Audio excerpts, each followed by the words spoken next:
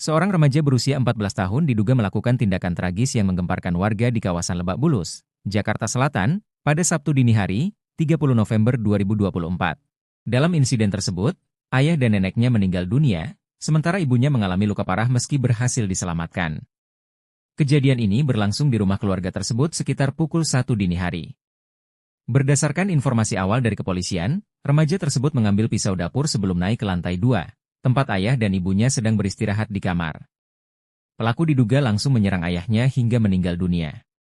Ketika ibunya terbangun dan berteriak meminta pertolongan, neneknya keluar dari kamar untuk melihat apa yang terjadi. Namun, neneknya justru menjadi korban berikutnya setelah diserang pelaku hingga meninggal dunia.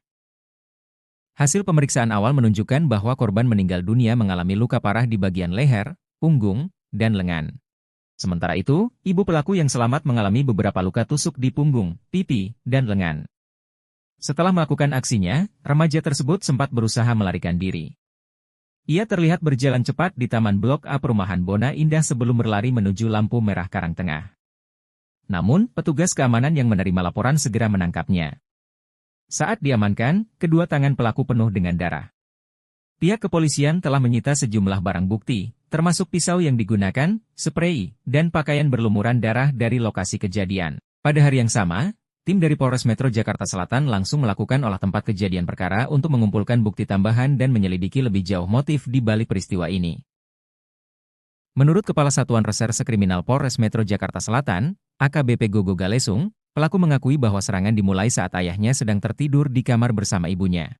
Pelaku mengambil pisau dari dapur, lalu kembali ke kamar di lantai atas untuk menyerang. Saat ibunya berteriak meminta tolong, neneknya keluar untuk mengecek keadaan tetapi turut menjadi korban serangan. Hingga saat ini, remaja tersebut telah diamankan oleh Polres Metro Jakarta Selatan.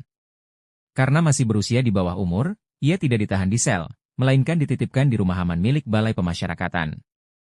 Polisi terus melakukan pemeriksaan mendalam untuk mengungkap latar belakang dan alasan di balik peristiwa yang menggemparkan ini. Demikianlah akhir laporan dari kami mengucapkan terima kasih atas perhatian Anda, dan terus mengikuti saluran berita dari kami, guna mendapatkan informasi terbaru dan analisis mendalam. Sampai bertemu lagi.